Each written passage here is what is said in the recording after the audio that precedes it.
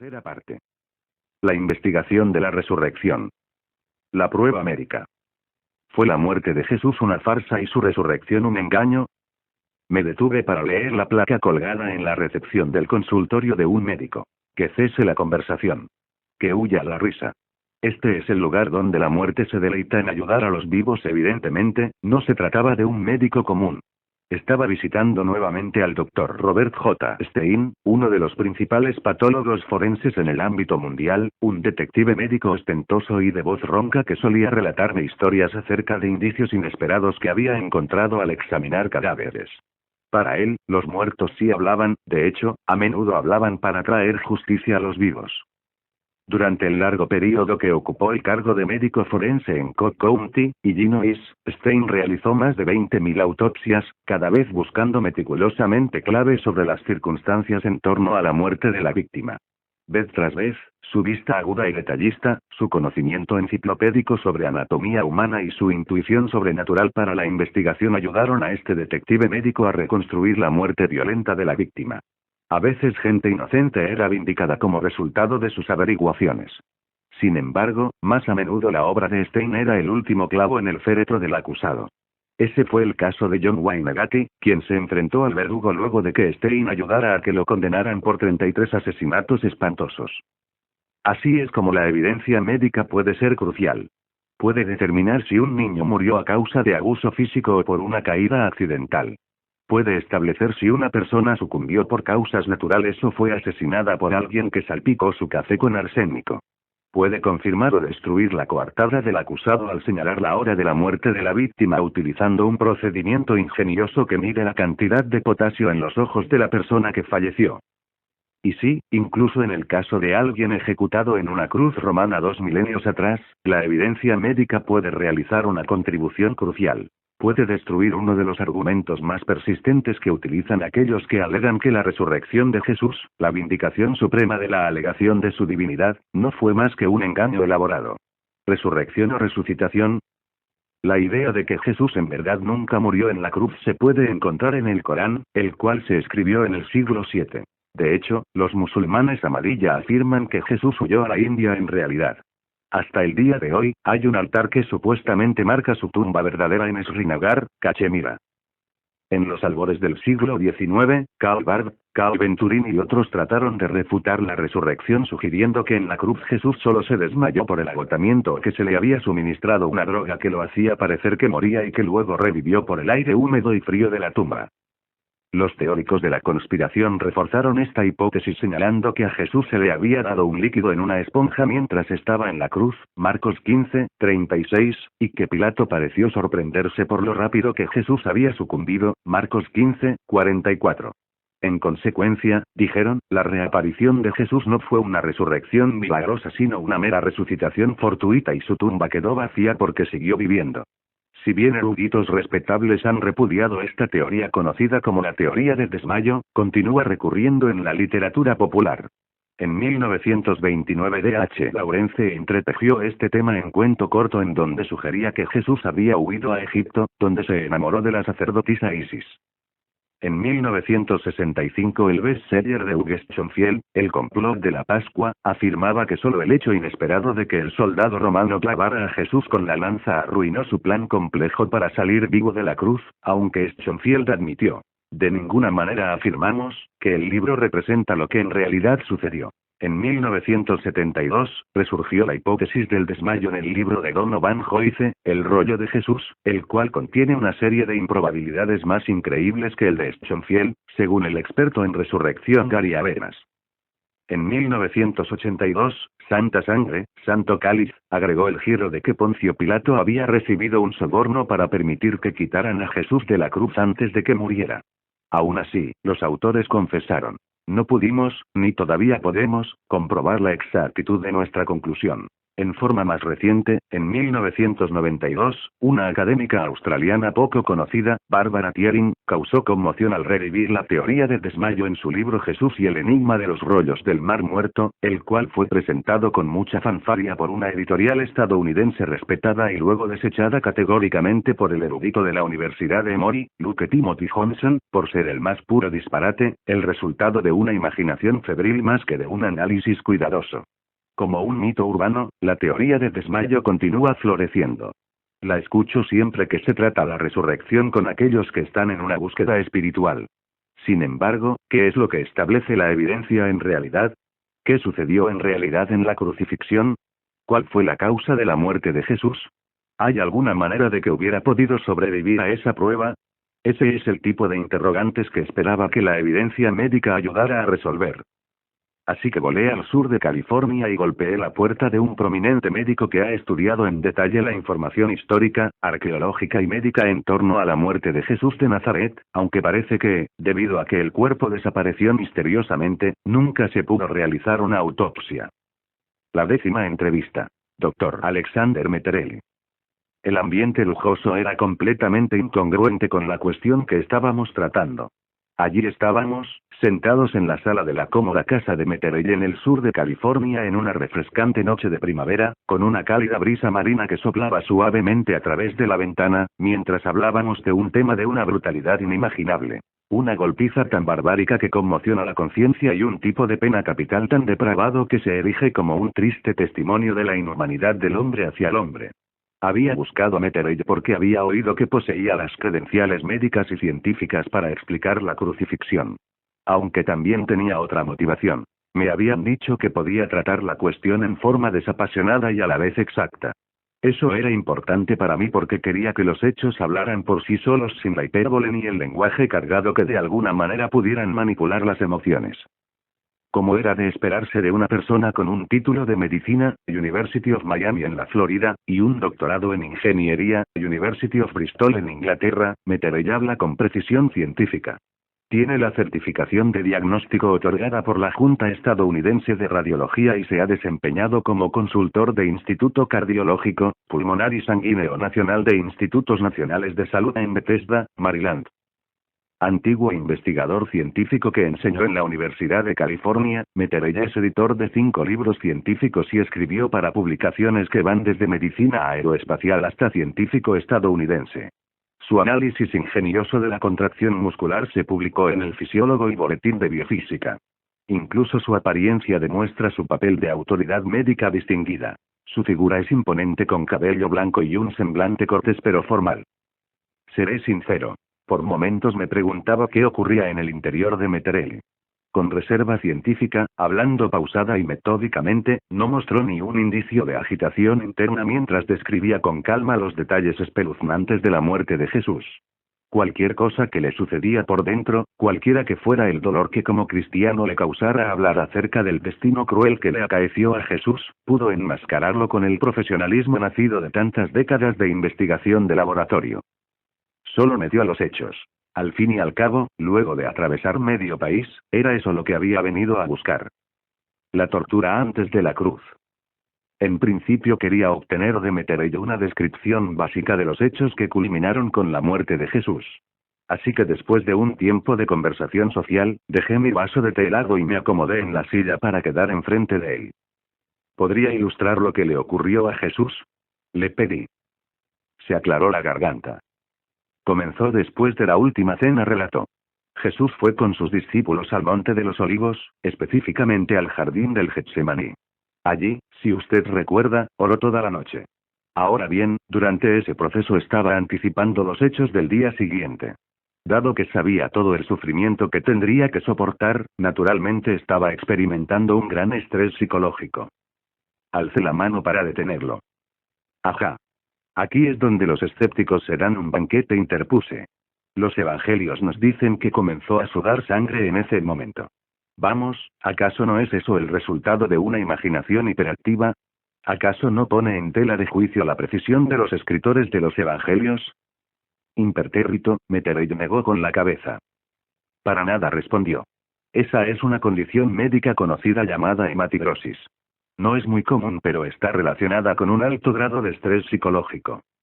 Lo que sucede es que la ansiedad severa provoca la secreción de químicos que rompen los vasos capilares en las glándulas sudoríparas. Como resultado, hay una pequeña cantidad de sangrado en esas glándulas y el sudor emana mezclado con sangre. No estamos hablando de mucha sangre. Es solo una cantidad muy, muy pequeña. Aunque algo reprendido, insistí. ¿Tuvo algún otro efecto en el cuerpo?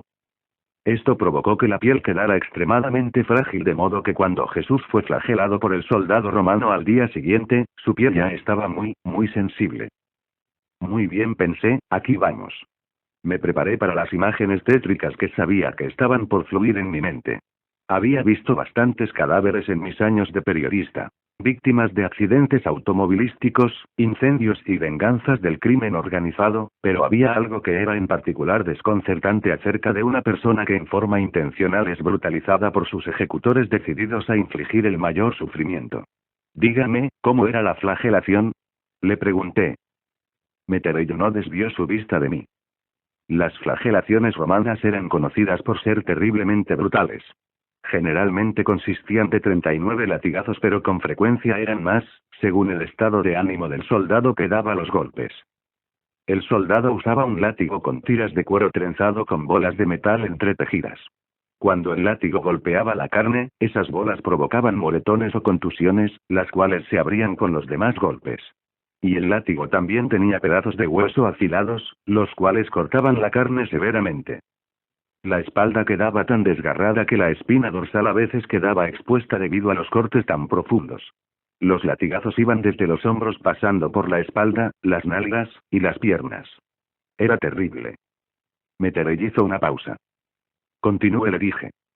Un médico que estudió las golpizas romanas observó, mientras continuaba la flagelación, las laceraciones rasgaban hasta los músculos y producían jirones temblorosos de carne sangrante.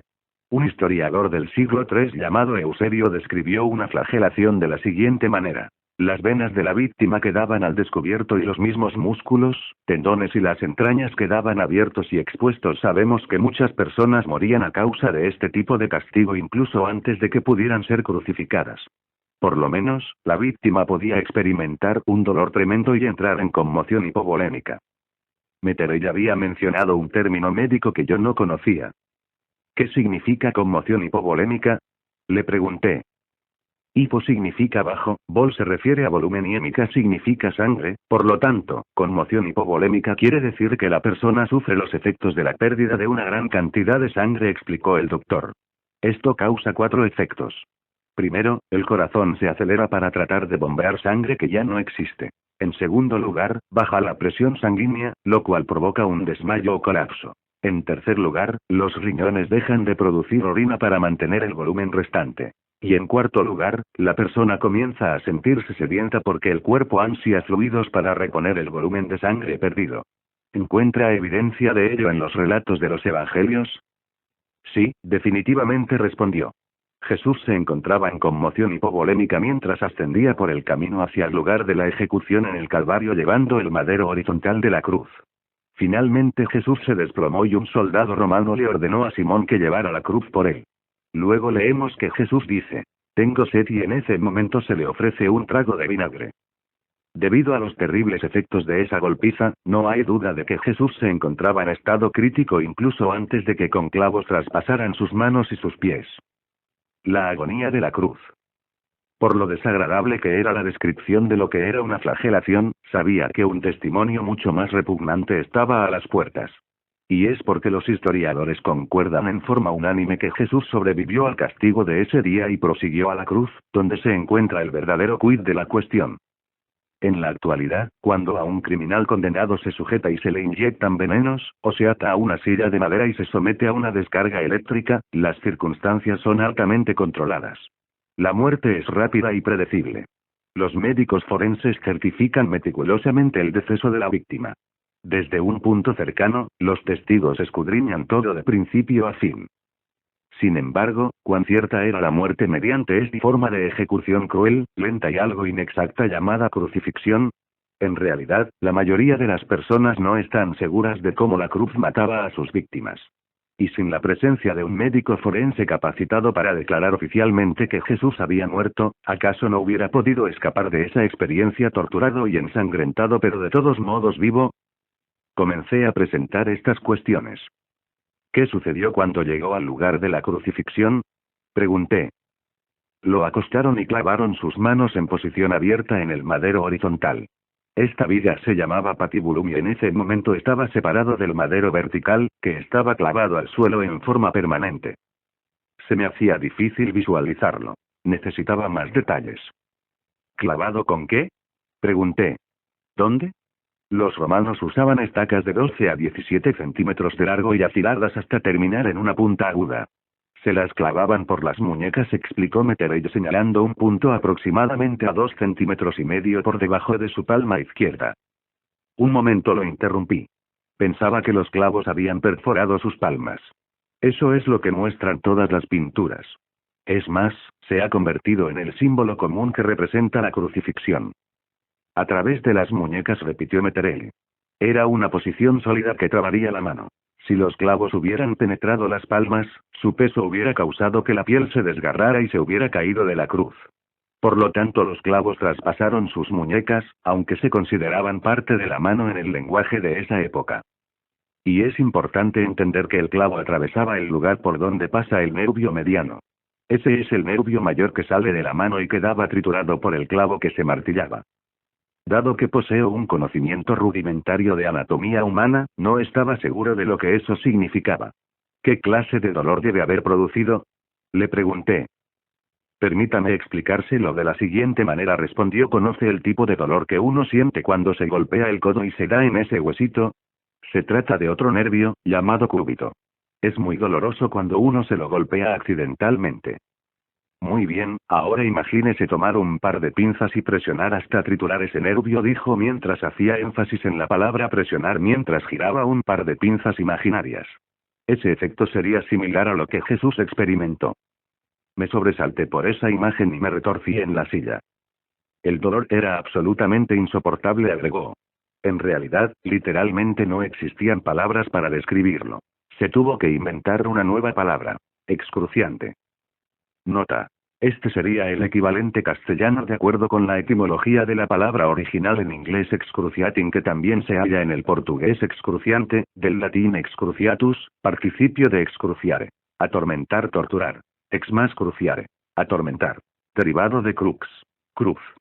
Literalmente, excruciante significa de la cruz. Piénselo. Fue necesario crear una palabra porque no había nada en el idioma que pudiera describir la angustia intensa causada durante la crucifixión. En ese punto, Jesús fue alzado para unir el madero con el palo vertical y luego le pusieron los clavos en los pies. Nuevamente, los nervios de sus pies fueron triturados y eso debe haber causado un tipo de dolor similar. Nervios triturados y cortados ciertamente era mucho, pero necesitaba saber qué efecto había tenido en Jesús el que lo colgaran de la cruz. ¿Qué presiones debe haber ejercido esto en su cuerpo? Meteray respondió. En primer lugar, sus brazos debieron haberse estirado inmediatamente, probablemente alrededor de 15 centímetros de largo, y ambos hombros se deben haber dislocado, lo cual se puede determinar con una simple ecuación matemática. Esto cumplió la profecía del Antiguo Testamento en el Salmo 22, el cual predijo la crucifixión cientos de años antes de que sucediera y dice: dislocados están todos mis huesos. La causa de la muerte. Meteray había logrado explicar el punto gráficamente del dolor soportado en el principio del proceso de la crucifixión. Sin embargo, necesitaba llegar hasta lo que finalmente reclama la vida de la víctima de la crucifixión, porque esa es la cuestión central para determinar si la muerte puede ser simulada o evitada. Por lo tanto, le formulé a Meteray en forma directa la pregunta acerca de la causa de la muerte. Una vez que la persona está colgando en posición vertical, respondió, la crucifixión es en esencia una muerte lenta y agonizante por asfixia. La razón es que la presión ejercida en los músculos y en el diafragma pone al pecho en la posición de inhalación. Básicamente, para poder exhalar, el individuo debe empujar hacia arriba con los pies para que la tensión de los músculos se alivie por un momento. Al hacerlo, el clavo desgarraría el pie hasta quedar finalmente incrustado en los huesos tarsianos. Después de arreglárselas para exhalar, la persona podría relajarse y descender para inhalar otra bocanada de aire. Nuevamente tendría que empujarse hacia arriba para exhalar raspando su espalda ensangrentada contra la madera áspera de la cruz. Continuaría de ese modo hasta que el agotamiento completo se adueñara de sí, y la persona ya no pudiera empujarse hacia arriba para respirar. A medida que la persona reduce el ritmo respiratorio, entra en lo que se denomina acidosis respiratoria. El dióxido de carbono de la sangre se disuelve como ácido carbónico, lo cual causa que aumente la acidez de la sangre. Finalmente eso lleva a un pulso irregular. De hecho, al sentir que su corazón latía en forma errática, Jesús se hubiera dado cuenta de que estaba a punto de morir, y es entonces que pudo decir: Padre, en tus manos encomiendo mi espíritu, y luego murió de un paro cardíaco. Fue la explicación más clara que jamás había escuchado acerca de la muerte por crucifixión, pero Metternich no había terminado. Incluso antes de morir, y esto también es importante, la conmoción hipovolémica debe haber causado un ritmo cardíaco acelerado sostenido que debe haber contribuido al paro cardíaco, lo cual dio por resultado la acumulación de fluido en la membrana que rodea al corazón llamada efusión pericárdica, al igual que alrededor de los pulmones, llamada efusión pleural. ¿Por qué es significativo? Por lo que sucedió con el soldado romano que se acercó a él y estando casi seguro de que Jesús estaba muerto lo confirmó clavando una lanza en su costado derecho. Probablemente era su costado derecho. No es seguro, pero por la descripción era probablemente el lado derecho, entre las costillas. Parece que la lanza atravesó el pulmón derecho y penetró el corazón, por lo tanto, cuando se sacó la lanza, algo de fluido, la efusión pericárdica y la efusión pleural, salió. Tendría la apariencia de un fluido claro, como el agua, seguido de un gran volumen de sangre, tal como lo describe Juan, uno de los testigos oculares, en su Evangelio. Es probable que Juan no tuviera idea de por qué vio brotar sangre y agua. Por cierto que no es lo que pudiera haber anticipado una persona que no posee el conocimiento médico. Sin embargo, la descripción de Juan concuerda con lo que la medicina moderna anticipa que puede haber sucedido. Al principio, eso parecía darle credibilidad a Juan como testigo, pero aparentemente había un gran error. Tomé mi Biblia y fui a Juan 19:34. Un momento, protesté. Si usted lee detenidamente lo que dijo Juan, dice que vio brotar sangre y agua. Intencionalmente puso las palabras en ese orden. Sin embargo, según usted, el fluido claro debió salir primero. Por lo tanto, aquí hay una discrepancia muy grande. Metternich sonrió levemente. No soy un experto en griego, respondió, pero según aquellos que lo son, el orden de las palabras en el griego antiguo se determinaba no por secuencia sino por preeminencia. Esto quiere decir que dado que había más sangre que agua, hubiera tenido sentido que Juan mencionara la sangre primero. Concedí ese punto, pero me hice una nota mental de que debía confirmarlo después. En este punto, ¿cuál debe haber sido el estado de Jesús? La mirada de Metternich se fijó en la mía. Metternich respondió con autoridad. No había lugar a dudas de que Jesús estaba muerto. Respuestas para los escépticos. La aseveración del doctor Metternich parecía bien respaldada por la evidencia. Sin embargo, había aún otros detalles que quería tratar, al igual que un punto débil en su relato que bien podía socavar la credibilidad del relato bíblico. Los evangelios dicen que los soldados les quebraron las piernas a los dos criminales que fueron crucificados junto a Jesús, mencioné. ¿Por qué harían eso? Si querían acelerar la muerte. Además, con la llegada del sábado y de la Pascua, los líderes judíos ciertamente querían que todo terminara antes de la caída del sol. Los romanos usaban el asta de acero de una lanza romana corta para despedazar los huesos de la parte inferior de las piernas. Eso evitaba que la persona empujara hacia arriba con las piernas para poder respirar, así que la muerte por asfixia sobrevenía en cuestión de minutos. Por supuesto que el Nuevo Testamento nos dice que los huesos de Jesús no fueron quebrados porque los soldados ya habían determinado que estaba muerto y solo utilizaron la lanza para confirmarlo. Eso cumplió otra profecía del Antiguo Testamento acerca del Mesías, que sus huesos no serían quebrados. De nuevo lo interrumpí. Algunos han tratado de arrojar una sombra de duda sobre los relatos de los evangelios atacando la historia de la crucifixión, comenté. Por ejemplo, un artículo que apareció en Reseña Teológica de Harvard muchos años atrás llegó a la conclusión de que había sorprendentemente muy poca evidencia de que los pies de una persona crucificada se traspasaban alguna vez con clavos. En cambio, enunciaba el artículo, las manos y los pies de la víctima se ataban a la cruz con cuerdas. ¿Acaso no va a admitir que esto genera problemas de credibilidad para el relato del Nuevo Testamento? El doctor Metterey se movió hacia adelante hasta quedar sentado en el borde de su silla.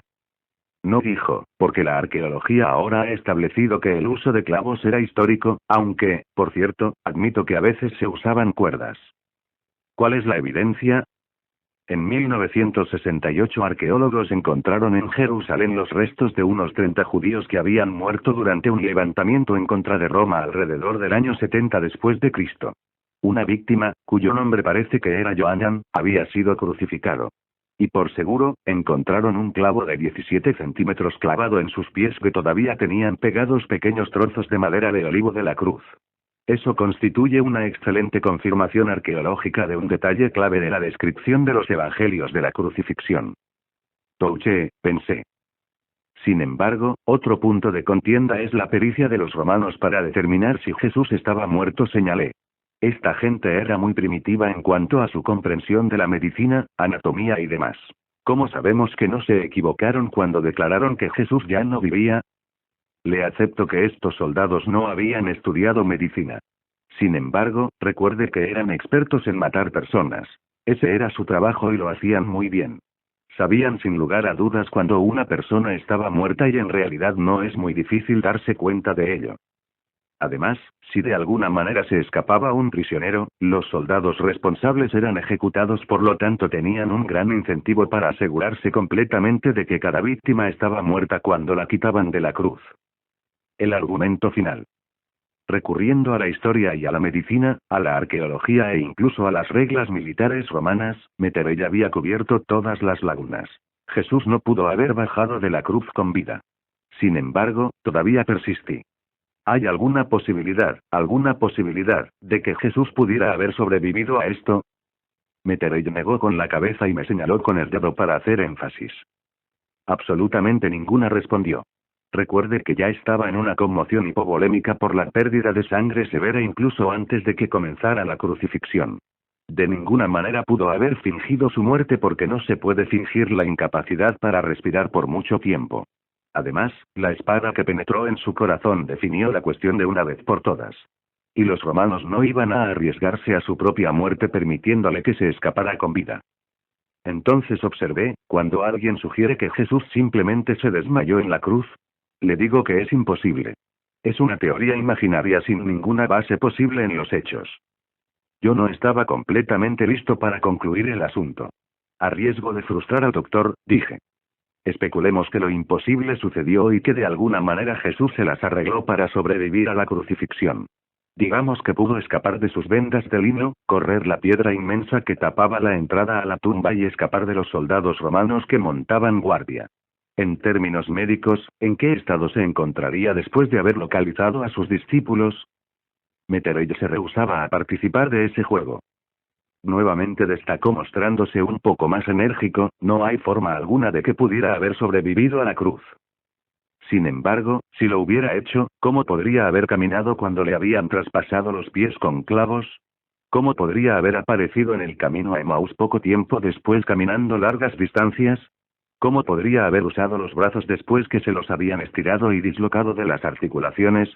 Recuerde que también tenía heridas severas en la espalda y una herida de lanza en el pecho. Luego hizo una pausa. Algo surgió en su mente y estaba listo para rematar su punto clavando una estaca en el corazón de la teoría del desmayo de una vez por todas. Era un argumento que nadie ha podido refutar desde la primera vez que lo anticipó el teólogo alemán David Strauss en 1835. Escuche, dijo Metterey, una persona en ese tipo de estado patético nunca hubiera inspirado a sus discípulos a que fueran a proclamar que es el Señor de la vida que triunfó sobre la tumba. ¿Comprende lo que digo? Después de sufrir ese abuso horrible, con toda la catastrófica pérdida de sangre y el trauma, se habría visto tan lamentable que los discípulos nunca lo hubieran exaltado como el conquistador victorioso de la muerte. Hubieran tenido lástima de él y hubieran tratado de cuidarlo hasta que recuperara la salud. Por lo tanto, es absurdo pensar que si se les hubiera aparecido en ese estado desastroso, sus seguidores se hubieran visto impelidos a iniciar un movimiento mundial basado en la esperanza de que algún día ellos también tendrían un cuerpo resucitado como el suyo. Simplemente no hay forma alguna. Una pregunta para el corazón. Metterey había establecido su caso en forma convincente, magistralmente más allá de la duda razonable. Lo había hecho centrándose exclusivamente en la cuestión del cómo. ¿Cómo fue ejecutado Jesús de manera tal que se asegurara absolutamente su muerte? Sin embargo, al terminar, percibí que faltaba algo. Había sondeado su conocimiento pero no había tocado su corazón. Así que cuando nos paramos para estrechamos las manos, me sentí impelido a formularle la pregunta del por qué que clamaba por salir. Alex, antes de que me vaya, permítame preguntarle su opinión acerca de algo, no su opinión médica, ni su evaluación científica, simplemente algo de su corazón. Percibí que bajó un poco la guardia. Sí, contestó, lo intentaré. Jesús, en forma intencional, se dejó caer en las manos del que lo traicionó, no se resistió al arresto, no se defendió en el juicio. Resulta claro que estaba dispuesto a someterse a lo que usted describió como una forma de tortura humillante y agonizante. Y yo quisiera saber por qué. ¿Qué puede haber motivado a una persona a que acepte soportar ese tipo de castigo? Alexander Meterella, esta vez el hombre, no el doctor, buscó las palabras justas. Francamente no creo que una persona común pudiera haberlo hecho, respondió por fin. Sin embargo, Jesús sabía lo que le esperaba y estuvo dispuesto a padecerlo porque esa era la única forma de redimirnos, haciendo de sustituto nuestro y pagando la pena de muerte que merecemos por nuestra rebelión contra Dios. Esa fue toda su misión al venir a la tierra. Habiendo dicho eso, aún podía percibir que la mente de Meterella, racional, lógica y organizada sin tregua, continuaba desmenuzando mi pregunta hasta llegar a la respuesta más básica e irreducible. Por lo tanto, cuando usted me pregunta qué lo motivó, concluyó, bien, supongo que la respuesta se puede resumir en una sola palabra. Y esa sería amor. Mientras regresaba en el auto esa noche, fue esa respuesta la que se repetía una y otra vez en mi mente. En resumen, mi viaje a California había sido de gran ayuda. Meterella había establecido persuasivamente que Jesús no pudo haber sobrevivido la tortura de la cruz, una crueldad tan vil que los romanos exceptuaban a sus ciudadanos de ella, salvo en casos de alta traición. Las conclusiones de Meterella eran congruentes con los hallazgos de otros médicos que estudiaron la cuestión detenidamente. Entre ellos se encuentra el Dr. William D. Edwards, cuyo artículo de 1986 en el reseña de la Asociación Médica Estadounidense concluía: claramente, el peso de la evidencia histórica y médica indica que Jesús estaba muerto antes de que se le infligiera la herida en el costado derecho. Del mismo modo, las interpretaciones basadas en la premisa de que Jesús no murió en la cruz parecen estar en contraposición con la evidencia médica moderna. Aquellos que buscan desechar la resurrección de Jesús alegando que de alguna manera había escapado de las garras de la muerte en el Gólgota, deben ofrecer otra teoría más plausible que encaje con los hechos. Y luego ellos también tienen que terminar reflexionando en la pregunta inquietante que todos tenemos que considerar: ¿qué puede haber motivado a Jesús a estar dispuesto a ser degradado y tratado tan brutalmente? Deliberaciones. Preguntas para reflexión personal o para grupo de estudio. 1. Después de considerar el relato de Meterella, ¿ve alguna validez en la teoría del desmayo? ¿Por qué o por qué no? 2. Durante 2 milenios la cruz ha sido un símbolo para los cristianos. Ahora que has leído el testimonio de Meterella, ¿de qué manera va a diferir tu opinión acerca de ese símbolo de aquí en adelante? 3. ¿Estarías dispuesto a sufrir por amor a otra persona? ¿Por quién y por qué? ¿Qué se necesitaría para motivarte a soportar la tortura en el lugar de otro? 4. ¿Cómo reaccionarías con los soldados si te estuvieran insultando, humillando y torturando como lo hicieron con Jesús? ¿Qué pudiera dar razón por la reacción de Jesús, que fue expresar en medio de su agonía: Padre, perdónalos? Más evidencia. Más recursos sobre este tema. Edwards, William D., y otros, de la muerte física de Jesucristo, reseña de la Asociación Médica Estadounidense, 21 de marzo, 1986, pp. 1455-63. Foreman, Dale, Crucifícalo, Zondervan, Grand Rapids, 1990. Engel, M., La crucifixión en el mundo antiguo, Fortress, Filadelfia, 1977. McDowell, Josh, El factor de la resurrección, Eres Life, San Bernardino, K., 1900. Cuerpo desaparecido. ¿Estaba el cuerpo de Jesús en verdad ausente de su tumba? Ellen Brach, la heredera del imperio de confituras, llegó al aeropuerto más activo del mundo una tarde fresca de otoño, se unió a la multitud, y desapareció de inmediato sin dejar rastro. Durante más de 20 años, el misterio de lo que le sucedió a esta filántropa pelirroja que amaba a los animales ha desconcertado a la policía y al periodismo por igual. Si bien los investigadores están convencidos de que fue asesinada, no han podido determinar las circunstancias específicas, en gran parte porque nunca encontraron el cuerpo. La policía dio lugar a varias especulaciones, filtró a la prensa posibilidades tentadoras e incluso logró que un juez declarara que un estafador era el responsable de su desaparición. Sin embargo, con el cuerpo ausente, su asesinato oficialmente no está resuelto. Nadie ha enfrentado cargos por su muerte. El caso Brach es uno de esos enigmas frustrantes que me mantienen despierto de tanto en tanto mientras repaso la escasa evidencia y trato de determinar lo sucedido. A fin de cuentas, es un ejercicio que me deja insatisfecho. Quiero saber lo que pasó, pero simplemente no hay suficientes hechos para descartar las conjeturas. En ocasiones desaparecen cuerpos tanto en la ficción sensacionalista como en la vida real, pero rara vez uno se encuentra con una tumba vacía. A diferencia del caso de Ellen Brach, la cuestión con Jesús no es que nadie lo vio. Es que sí lo vieron, vivo. Sí lo vieron, muerto. Y sí lo vieron, vivo otra vez. Si le creemos a los relatos de los evangelios, no se trata de un cuerpo desaparecido.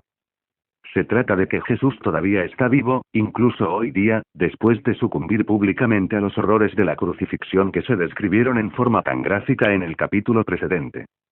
La tumba vacía, como símbolo perdurable de la resurrección, es el máximo exponente de la afirmación por parte de Jesús de que era Dios.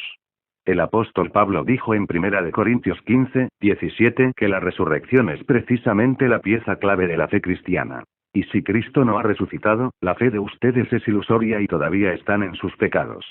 El teólogo Geraldo Collins lo expresó de la siguiente manera.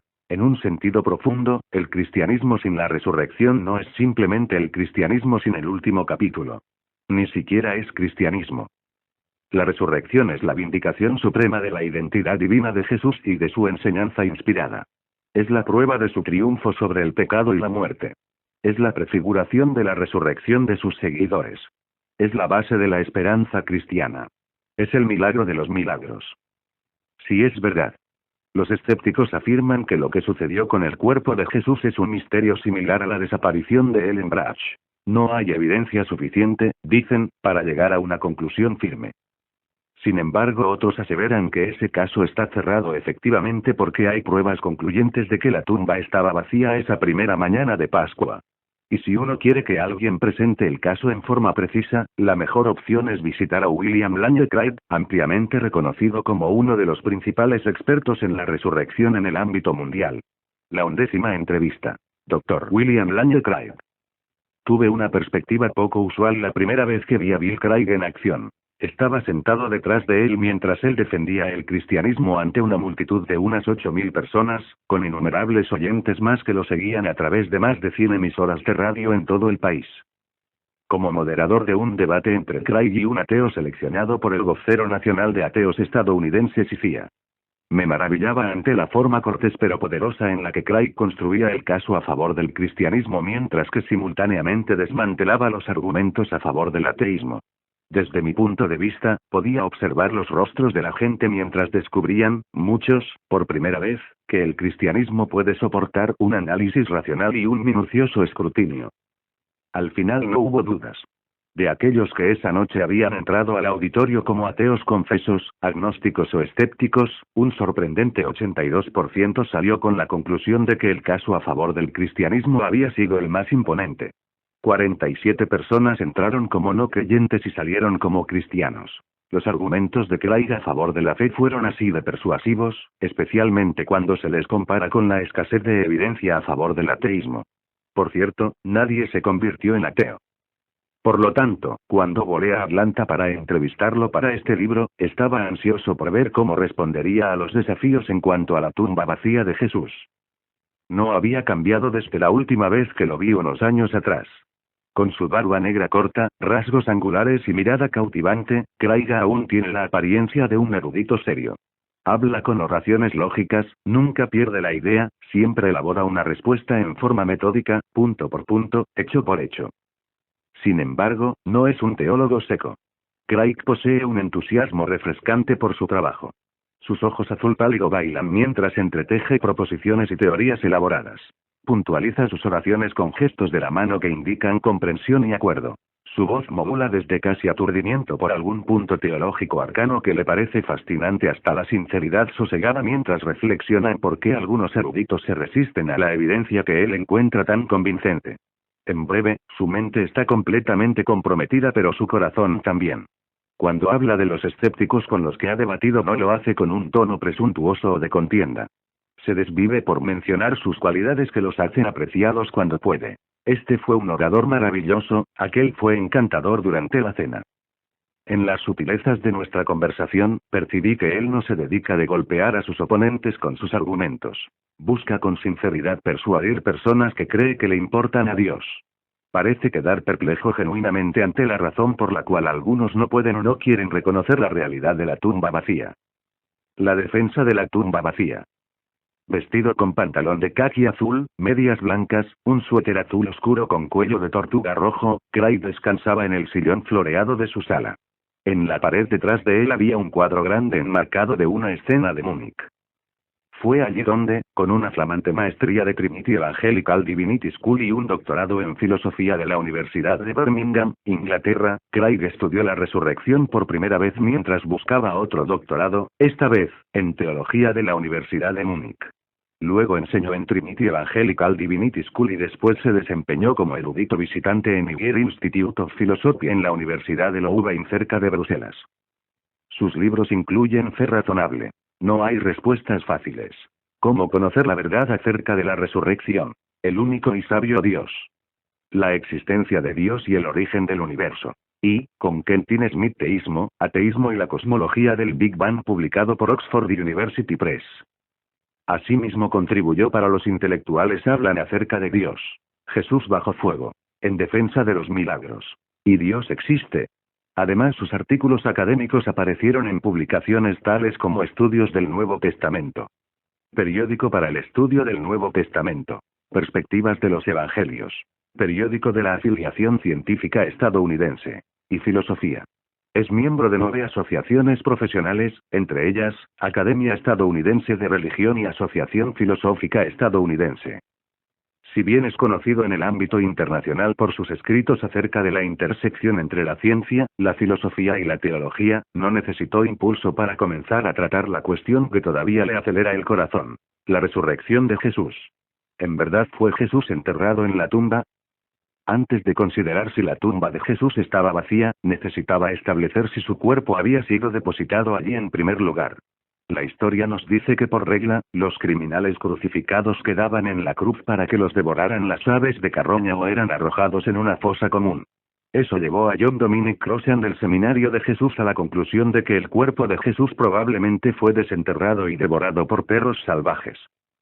De acuerdo con las prácticas acostumbradas, le dije a Craig, ¿no admitiría que eso fue más probablemente lo que sucedió?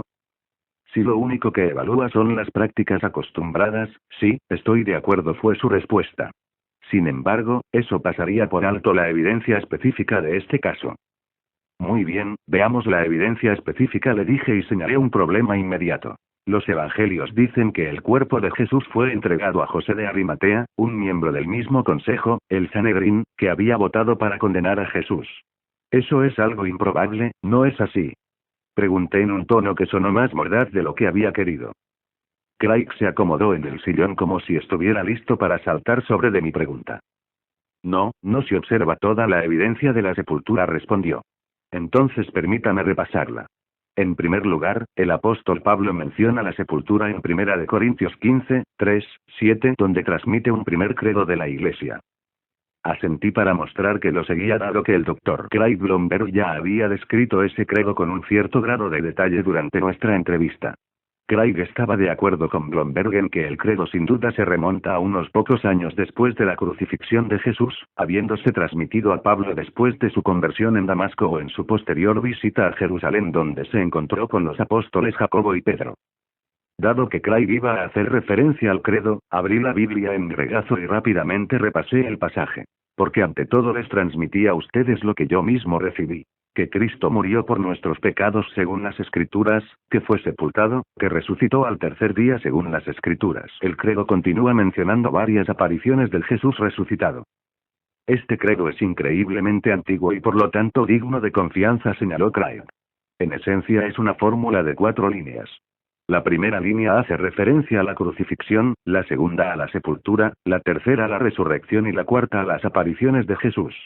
Como puede ver, la segunda afirma que Jesús fue sepultado. Eso me resultaba muy vago. Un momento, interpuse. Puede haber sido sepultado, pero fue en una tumba. Y fue a través de José de Arimatea, este personaje misterioso que sale de la nada para reclamar el cuerpo. Craig se mantuvo paciente. Este credo es en realidad un resumen que corresponde línea tras línea a las enseñanzas de los evangelios, explicó. Cuando uno va a los evangelios, encontramos numerosos testimonios independientes de esta historia de la sepultura y se menciona específicamente a José de Arimatea en los 4 relatos. Además, la historia de la sepultura en Marcos es tan antigua que simplemente no es posible que pueda haber sido sometida a la corrupción legendaria. ¿Cómo se da cuenta de que es antigua?, pregunté. 2 razones, respondió. En primer lugar, en general se considera que Marcos es el evangelio más antiguo. En segundo lugar, su evangelio básicamente está constituido por anécdotas cortas acerca de Jesús que se asemejan más a las perlas de un collar que a una narración fluida y continua. Sin embargo, cuando llega a la última semana de Jesús, la llamada historia de la pasión, tenemos una narración fluida de hechos en orden. Aparentemente Marcos tomó esta historia de la pasión de una fuente más antigua. Y esta fuente incluía la historia de que Jesús fue sepultado en la tumba. ¿Es José de Arimatea un personaje histórico? Si bien esos eran buenos argumentos, detecté un problema en el relato de Marcos acerca de lo sucedido. Marcos dice que todo el Sanedrín votó para condenar a Jesús, observé. Si eso es verdad, quiere decir que José de Arimatea votó para matar a Jesús. ¿Acaso no es muy improbable que luego le hubiera dado a Jesús una sepultura digna? Parecía que mi observación me había puesto en buena compañía. Quizá Lucas sintió el mismo malestar, respondió Craig, lo cual explicaría por qué agrega un detalle importante. José de Arimatea no estaba presente cuando se realizó la votación oficial. Por lo tanto, eso explicaría las cosas. Sin embargo, el detalle significativo acerca de José de Arimatea es que no era el tipo de persona que pudieran haber inventado la leyenda o los autores cristianos. Necesitaba más que una conclusión sobre este tema. Quería un razonamiento sólido. ¿Por qué no?, repliqué. Dado el enojo y la amargura de los primeros cristianos contra los líderes judíos que habían instigado la crucifixión de Jesús, respondió, es muy improbable que hubieran inventado uno que hizo lo correcto dándole a Jesús una sepultura digna, especialmente cuando todos los discípulos de Jesús lo abandonaron. Además, no hubieran inventado un miembro específico de un grupo específico, al cual la gente pudiera preguntarle para verificar lo sucedido. Por lo tanto, José es sin duda una figura histórica. Antes de que pudiera formular otra pregunta, Craig continuó. Cabe agregar que si la sepultura realizada por José de Arimatea fuera una leyenda que se desarrolló después, uno esperaría encontrarse con otras tradiciones rivales acerca de la sepultura y de lo que le sucedió al cuerpo de Jesús. Sin embargo, no se encuentran para nada. Como resultado, la mayoría de los eruditos del Nuevo Testamento hoy día concuerdan en que el relato de la sepultura de Jesús es fundamentalmente confiable. Jonathan Robinson, el antiguo erudito del Nuevo Testamento de la Universidad de Cambridge, dijo que la sepultura digna de Jesús es uno de los hechos mejor atestados que tenemos acerca del Jesús histórico. Las explicaciones de Craig me satisfacieron en cuanto a que el cuerpo de Jesús en verdad fue puesto en la tumba de José. Sin embargo, el credo dejaba una ambigüedad. Quizás, después de la resurrección, su cuerpo permaneció sepultado. Si bien el credo dice que Jesús fue crucificado, sepultado y luego resucitó, no dice en forma específica que la tumba estaba vacía, señalé. ¿Acaso no deja esto abierta la posibilidad de que la resurrección fue solo de naturaleza espiritual y que el cuerpo de Jesús se encontraba aún en la tumba? El credo definitivamente deja entrever la tumba vacía, Craig replicó. Verá, los judíos tenían un concepto físico de la resurrección. Para ellos, el objetivo primario de la resurrección eran los huesos del fallecido, ni siquiera la carne, la cual se pensaba que era perecedera. Después de que se pudría la carne, los judíos juntaban los huesos de sus muertos y los ponían en cajas para preservarlos hasta la resurrección en el fin del mundo, cuando Dios levantaría a los muertos justos de Israel y ellos se reunirían en el reino de Dios. Bajo esta luz, hubiera sido una simple contradicción para un judío de esa época decir que alguien había resucitado de entre los muertos pero que su cuerpo todavía estaba en la tumba. Por lo tanto, cuando este credo cristiano antiguo dice que Jesús fue sepultado y luego resucitó al tercer día, dice en forma implícita pero muy clara: quedó atrás una tumba vacía. ¿Cuán segura era la tumba? Habiendo escuchado la evidencia convincente de que Jesús había estado en la tumba, me parecía importante saber cuán segura era la tumba ante influencias externas. Cuanta más seguridad hubiera, menor sería la posibilidad de que el cuerpo pudiera haber sido manipulado. ¿Cuán protegida estaba la tumba de Jesús? Pregunté. Craig pasó a describir la apariencia de este tipo de tumba de la mejor forma posible que los arqueólogos lograron determinar a partir de las excavaciones realizadas en sitios del siglo I. Había una hendidura oblicua que descendía a una entrada baja y una piedra grande con forma de disco se deslizaba hacia el interior de la hendidura y quedaba trabada en su lugar a lo ancho de la entrada, explicó usando sus manos para ilustrar lo que decía. Se utilizaba una roca más pequeña para asegurar el disco. Aunque era fácil rodar ese disco grande a través de la hendidura, se necesitaban varios hombres para rodar la piedra hacia arriba para reabrir la tumba. En ese sentido era bastante segura. Sin embargo, la tumba de Jesús también estaba vigilada. Sabía que algunos escépticos habían intentado sembrar la duda sobre la creencia popular de que la tumba de Jesús fue vigilada cuidadosamente día y noche por soldados romanos altamente disciplinados que enfrentaban la muerte propia si fallaban en sus deberes. ¿Está convencido de que había guardias romanos? Le pregunté. Solo Mateo informa que se montó una guardia frente a la tumba, respondió. De cualquier modo, no creo que la historia de la guardia sea una faceta importante en la evidencia a favor de la resurrección. Por un lado, es muy discutida por los eruditos contemporáneos. Me parece más prudente basar mis argumentos en la evidencia aceptada ampliamente por la mayoría de los eruditos, por lo tanto es mejor dejar de lado la historia de los guardias. Me sorprendió su enfoque. ¿Acaso eso no debilita su caso? Le pregunté. Craig negó con la cabeza. Francamente, la historia de la guardia puede haber sido importante en el siglo XVIII cuando los críticos sugerían que los discípulos robaron el cuerpo de Jesús, pero hoy día ya nadie adopta esa teoría, respondió. Cuando uno lee el Nuevo Testamento, continuó, no hay duda que los discípulos creían sinceramente en la verdad de la resurrección, la cual proclamaron hasta la muerte. La idea de que la tumba vacía es el resultado de algún tipo de engaño, conspiración o robo simplemente se descarta hoy día. Por lo tanto, la historia de la guardia se convirtió en un detalle incidental. ¿Había guardias presentes? Aún así, estaba interesado en saber si había algún tipo de evidencia para respaldar la afirmación de Mateo acerca de los guardias.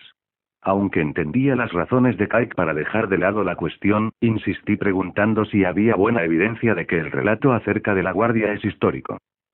Sí, la hay, respondió. Piense en los reclamos y contrarreclamos sobre la resurrección que iban y venían entre cristianos y judíos del siglo I.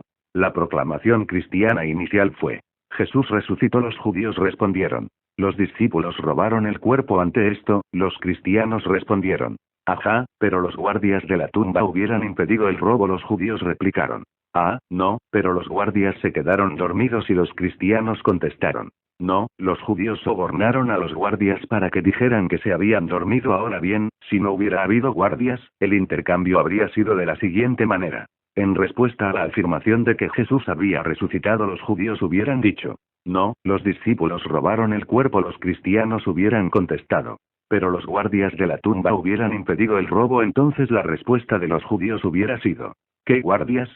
Están locos. No había ningún guardia. Sin embargo, la historia nos cuenta que eso no fue lo que dijeron los judíos. Esto sugiere que los guardias fueron en verdad figuras históricas y que los judíos lo sabían, por lo cual tuvieron que inventar la historia absurda de que los guardias estaban dormidos cuando los discípulos se llevaron el cuerpo. Nuevamente una pregunta insistente me llevó a interponer. Parece que aquí hay otro problema, le dije e hice una pausa para tratar de formular mi objeción en la forma más sucinta posible. ¿Por qué las autoridades judías habrían puesto guardias frente a la tumba ante todo? Si estaban anticipando la resurrección o que los discípulos simularían una, eso querría decir que comprendían las predicciones de Jesús acerca de su resurrección mejor que los discípulos. Al fin y al cabo, los discípulos se sorprendieron por todo lo sucedido. Ha dado con algo, admitió Craig. Sin embargo, quizás pusieron los guardias allí para evitar que sucediera cualquier tipo de profanación de tumbas u otro disturbio durante la Pascua. No lo sabemos. Es un buen argumento. Reconozco toda su fuerza, pero no creo que sea insuperable. Bien, pero sí presenta ciertas dudas con respecto a la historia de los guardias. Además, recordé otra objeción. Mateo dice que los guardias romanos se reportaron a las autoridades judías, observé. ¿Acaso no parece poco probable ya que respondían a Pilato? Una leve sonrisa atravesó el rostro de Craig. Si observa detenidamente, respondió, Mateo no dice que los guardias eran romanos. Cuando los judíos le piden a Pilato una guardia, Pilato contesta, llévense una guardia. Ahora bien, eso significa, muy bien, llévense una cuadrilla de soldados romanos, o quiere decir, ustedes tienen sus propios guardias. Úsenlos. Los eruditos han debatido si era una guardia judía o no. Al principio me inclinaba, por la razón que usted mencionó, a pensar que la guardia era judía. Sin embargo, lo he reconsiderado porque la palabra que utiliza Mateo para hacer referencia a los guardias a menudo se usa con respecto a los soldados romanos más que a los simples oficiales del templo. Y recuerde que Juan nos dice que fue un centurión romano el que dirigió a los soldados romanos para arrestar a Jesús bajo las órdenes de los líderes judíos. Por lo tanto, hay un precedente de que los guardias romanos se reportaban a los líderes religiosos judíos. Parece plausible que también puedan haber estado involucrados en la guardia de la tumba. Sopesando la evidencia, me sentí persuadido de que los guardias habían estado presentes, pero decidí abandonar esa línea de interrogación dado que, de todos modos, Craig no se apoya en la historia de los guardias. Mientras tanto, estaba ansioso por confrontar a Craig con lo que parece ser el argumento más persuasivo en contra de la idea de que la tumba de Jesús estaba vacía el domingo de Pascua. ¿Y qué de las contradicciones? A través de los años, los críticos del cristianismo atacaron la historia de la tumba vacía señalando discrepancias aparentes entre los relatos de los evangelios. Por ejemplo, el escéptico Charles Templeton comentó hace poco. Las 4 descripciones de los hechos difieren en forma tan marcada en tantos puntos que ni con toda la buena voluntad del mundo pueden ser conciliadas. A primera vista, esta objeción parece penetrar hasta el centro mismo de la confiabilidad de las narraciones de la tumba vacía. Considere este resumen realizado por el Dr. Michael Martin de la Universidad de Boston, el cual le leí a Craig esa mañana. En Mateo, cuando María Magdalena y la otra María llegan a la tumba al amanecer, hay una roca frente a ella, se produce un violento terremoto y un ángel desciende y quita la piedra. En Marcos, las mujeres llegan a la tumba muy de mañana, apenas salido el sol, y la piedra había sido quitada. En Lucas, cuando las mujeres llegan temprano al amanecer, se encuentran con que la piedra ya había sido removida. En Mateo, hay un ángel sentado en la roca fuera de la tumba y en Marcos un joven está dentro de la tumba. En Lucas, hay 2 hombres adentro. En Mateo, las mujeres presentes en la tumba son María Magdalena y la otra María. En Marcos, las mujeres presentes son las 2 Marías y Salomé.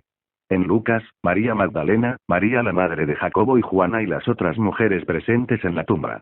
En Mateo, las 2 Marías salen corriendo de la tumba con gran temor y gozo para contarle a los discípulos y se encuentran con Jesús en el camino. En Marcos salen corriendo de la tumba con temor y no dicen nada a nadie.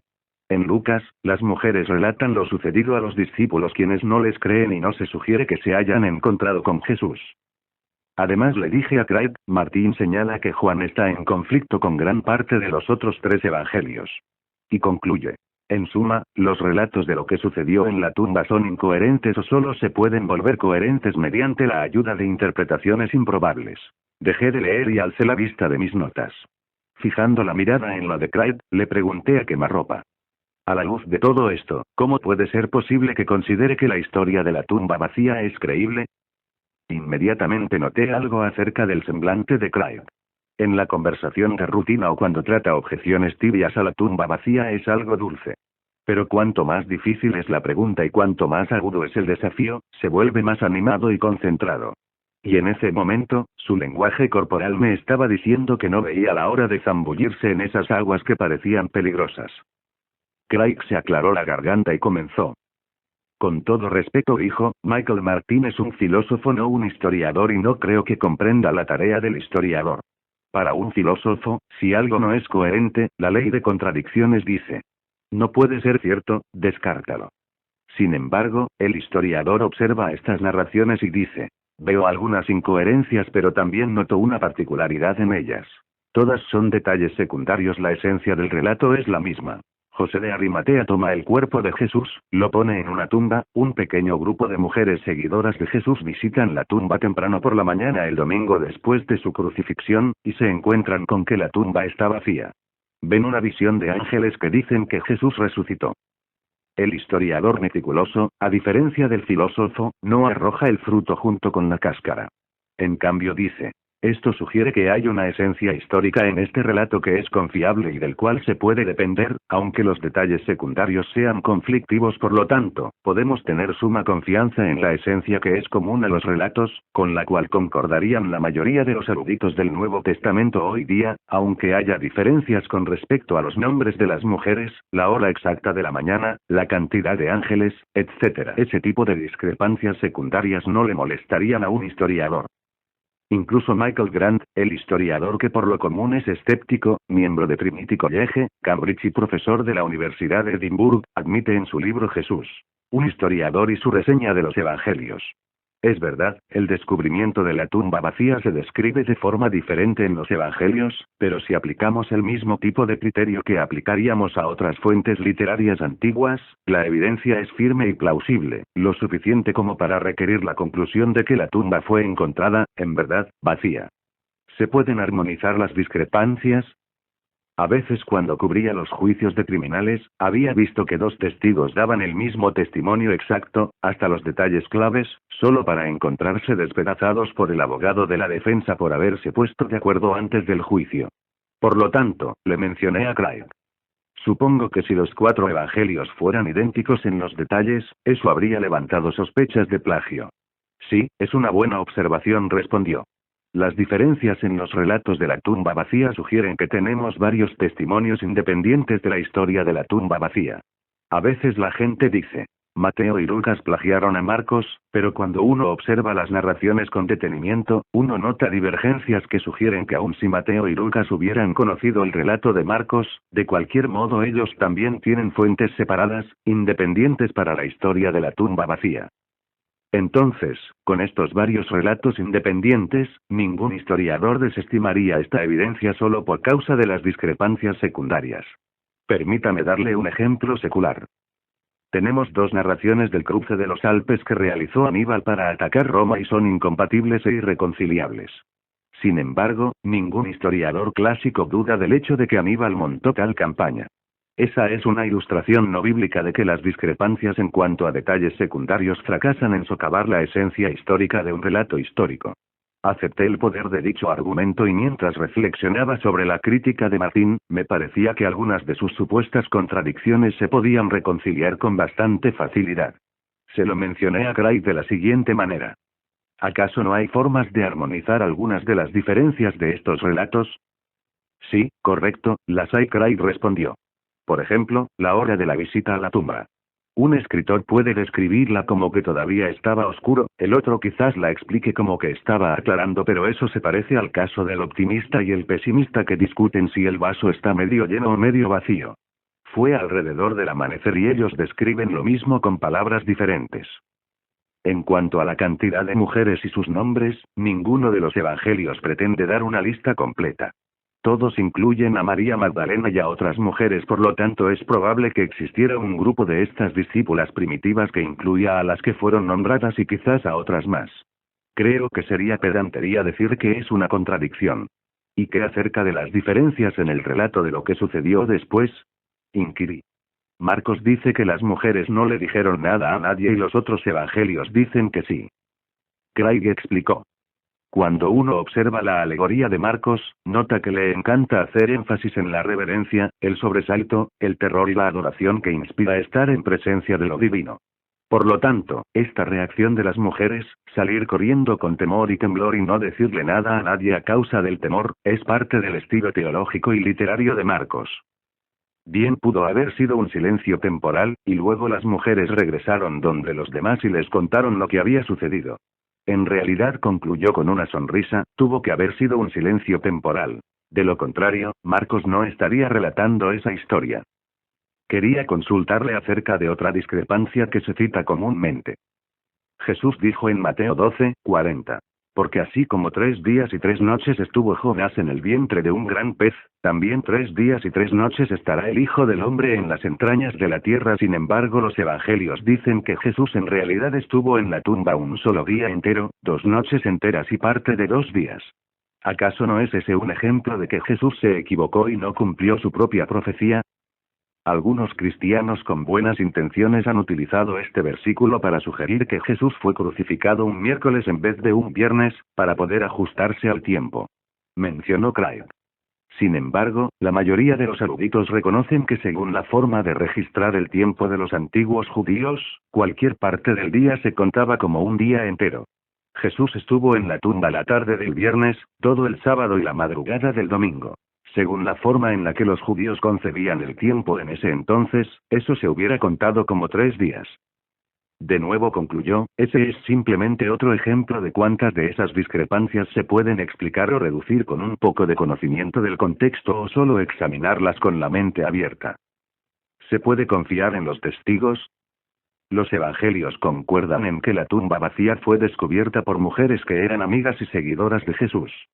Sin embargo, ese hecho, en la perspectiva de Martín, arroja sospechas sobre su testimonio, dado que ellas probablemente no eran observadores objetivos. Por lo tanto, le hice la pregunta a Craig. ¿La relación de las mujeres con Jesús, acaso pone en duda la confiabilidad de su testimonio? Sin percatarme de ello, había jugado a favor de Craig. En realidad, con ese argumento le sale el tiro por la culata a los que lo usan, fue la respuesta de Craig. Es cierto que esas mujeres eran amigas de Jesús. Sin embargo, cuando uno comprende el papel de la mujer en la sociedad judía del siglo I, lo que resulta realmente extraordinario es que ante todo la historia de tumba vacía tenga mujeres que la descubren por primera vez.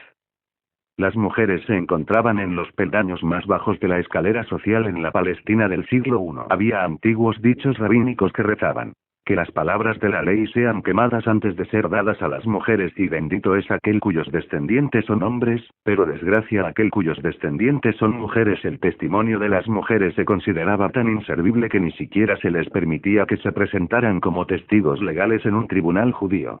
Bajo esta luz, es absolutamente notable que los testigos principales de la tumba vacía fueran estas mujeres amigas de Jesús. Cualquier relato legendario posterior de cierto hubiera narrado que los discípulos hombres fueron los que descubrieron la tumba. Pedro o Juan, por ejemplo. El hecho de que las mujeres sean las primeras testigos de la tumba vacía se explica de la forma más plausible mediante la realidad de que, les guste o no, ellas fueron quienes descubrieron la tumba vacía. Esto demuestra que los escritores de los evangelios registraron fidedignamente lo que ocurrió, aunque fuera embarazoso. Ello habla del carácter histórico de esta tradición en lugar de su condición legendaria. ¿Por qué las mujeres visitaron la tumba? La explicación de Craig, empero, dejaba otra duda pendiente. ¿Por qué iban las mujeres a ungir el cuerpo de Jesús si sabían que la tumba estaba sellada con seguridad? ¿Tienen sentido sus acciones? Pregunté. Craig pensó por un momento antes de contestar, esta vez, no con su voz de debate sino con un tono más tierno. Realmente siento que los eruditos que no han conocido el amor y la devoción que estas mujeres sentían por Jesús no tienen derecho a pronunciar juicios indiferentes acerca de la viabilidad de lo que querían hacer. Para la gente que está sufriendo, que perdió a alguien que seguían y amaban con locura, querer ir a su tumba con la pobre esperanza de ungir su cuerpo, no creo que un crítico posterior pueda tratarlas como robots y decir, no deberían haberlo hecho. Se encogió de hombros. Quizás pensaban que habría algunos hombres por allí que pudieran mover la piedra. Si había guardias, quizás pensaron que ellos lo harían. No lo sé. Ciertamente la noción de visitar una tumba para derramar ungüento sobre un cuerpo es una práctica judía histórica. La única cuestión es la viabilidad de quién les quitaría la piedra. Y no creo que estamos en la posición correcta para pronunciar juicios si debieron o no simplemente quedarse en sus casas. ¿Por qué los cristianos no citan la tumba vacía? Al prepararme para la entrevista con Craig, había visitado las páginas en Internet de varias organizaciones ateas para ver el tipo de argumentos que presentaban en contra de la resurrección. Por alguna razón, muy pocos ateos tratan esta cuestión. Sin embargo, un crítico elevó una objeción que quería presentarle a Craig. En esencia, dijo que un argumento mayor en contra de la tumba vacía es que ninguno de los discípulos ni de los predicadores cristianos posteriores molestó en mencionarla. Escribió. Hubiéramos esperado que los predicadores cristianos dijeran: ¿No nos creen? Pues vayan a ver la tumba ustedes mismos. Está en la esquina de la calle 5 y la avenida principal, el tercer sepulcro de la derecha dice que sin embargo Pedro no menciona la tumba vacía en su predicación de Hechos 2. El crítico concluyó. Si ni siquiera los discípulos pensaban que la tradición de la tumba vacía era válida, ¿por qué deberíamos hacerlo nosotros? Los ojos de Craig se agrandaron a medida que le formulaba la pregunta. Simplemente no creo que sea verdad, respondió, con un poco de asombro en su voz mientras tomaba su Biblia y buscaba el capítulo 2 del libro de los Hechos que registra el sermón de Pedro en Pentecostés. La tumba vacía sí se encuentra en el discurso de Pedro, insistió Craig. Proclama en el versículo 24 que Dios lo resucitó, librándolo de las angustias de la muerte. Luego cita parte de un salmo como Dios no permitiría que su santo sufriera corrupción.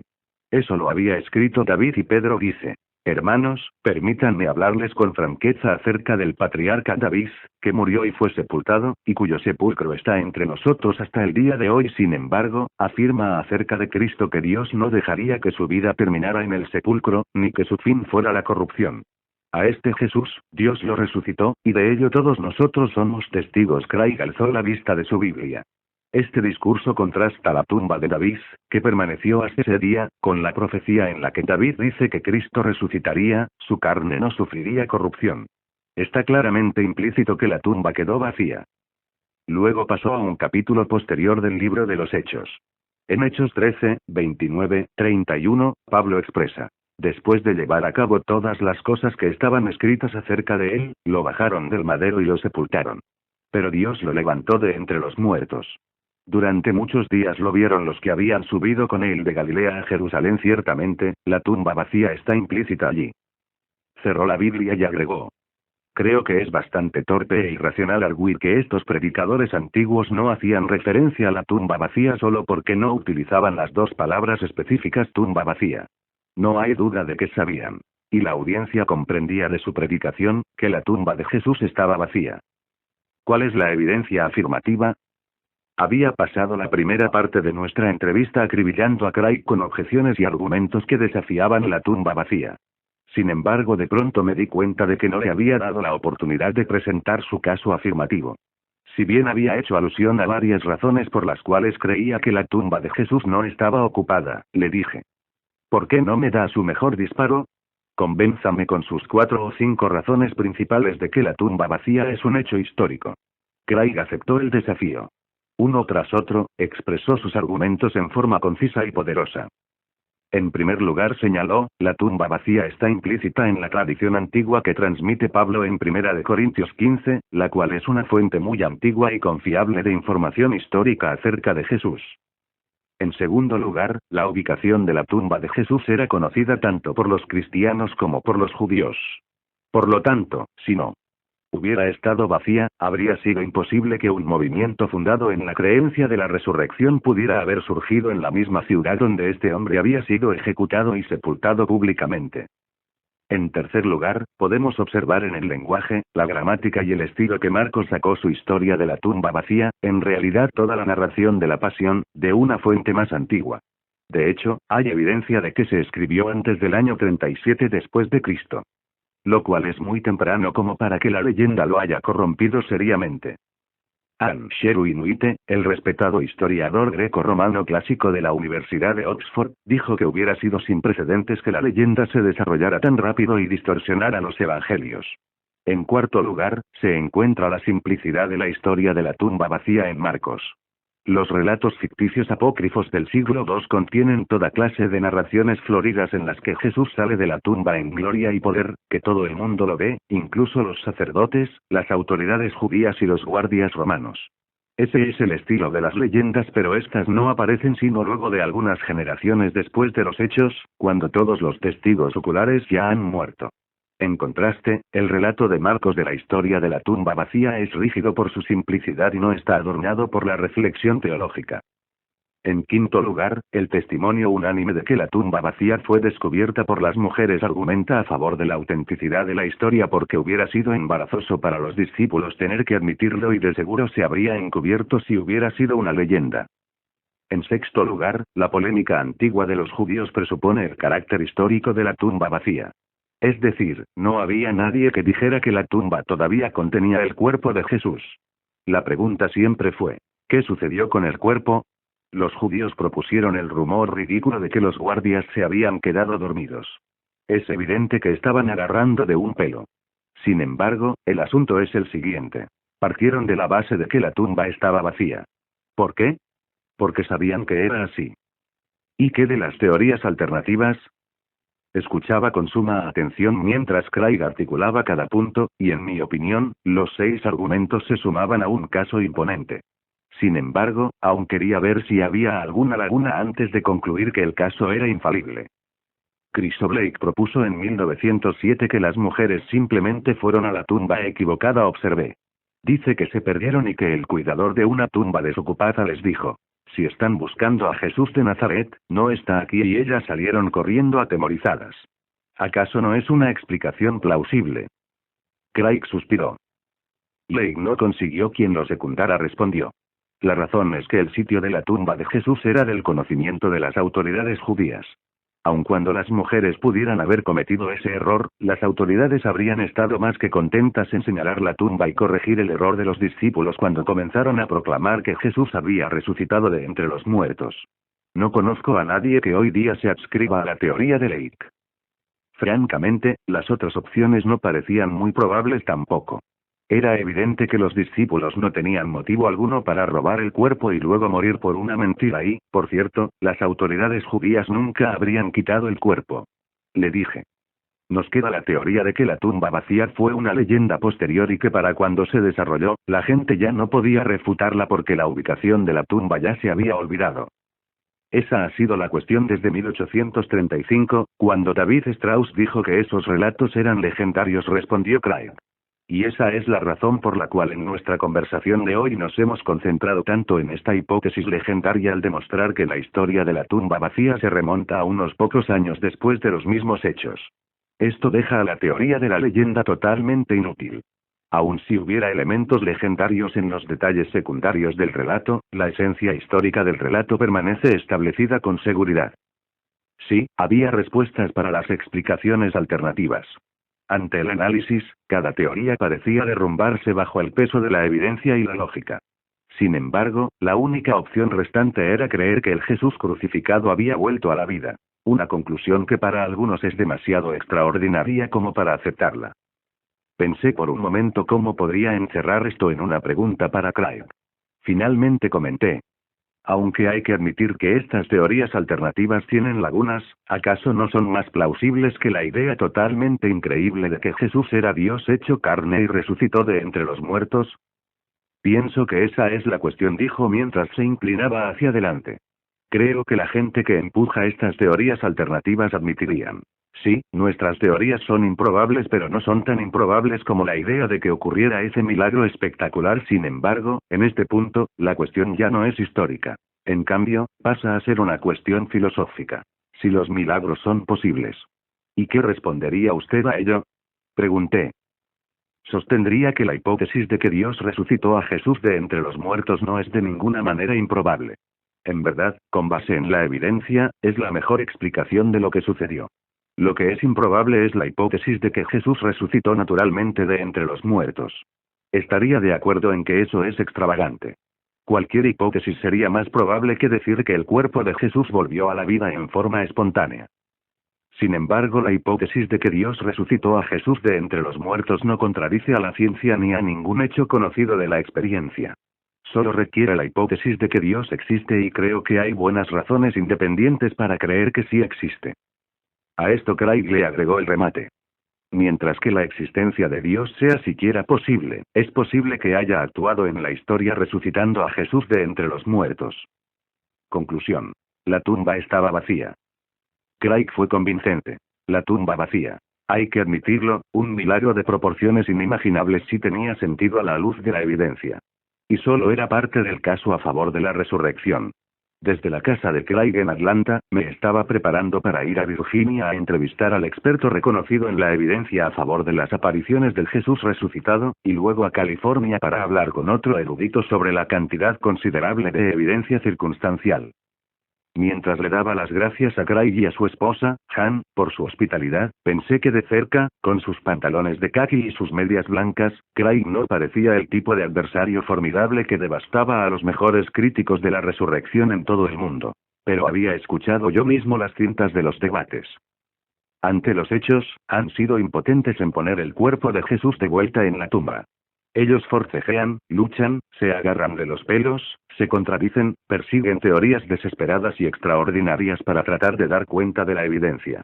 Empero cada vez, al final, la tumba permanece vacía. Recordé la evaluación. Uno de los principales intelectos del derecho de todos los tiempos, Sir Norman Anderson, quien se educó en Cambridge, enseñó en la Universidad de Princeton, a quien se le ofreció una cátedra en la Universidad de Harvard y se desempeñó como rector de la Facultad de Derecho de la Universidad de Londres. Su conclusión, luego de analizar esta cuestión desde una perspectiva legal durante toda su vida, se resume en una oración. La tumba vacía, entonces, constituye una roca verdadera contra la cual todas las teorías racionalistas de la resurrección se golpean en vano. Deliberaciones. Preguntas para reflexión personal o para grupo de estudio. 1. ¿Cuál es su propia conclusión acerca de que si la tumba de Jesús estaba vacía el domingo de Pascua? ¿Qué evidencia le pareció más convincente para llegar a esa valoración? 2.